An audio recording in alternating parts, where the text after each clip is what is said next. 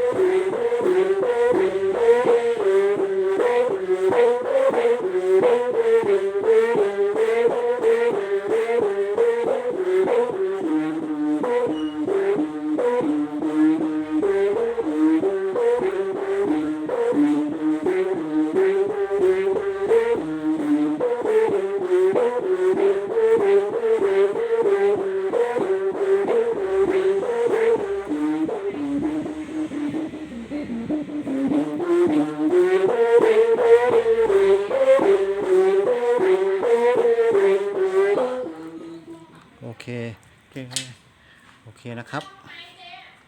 สโนว์เหินฟ้าครับผมตามสั่งเลยครับขอบคุณมากนะครับ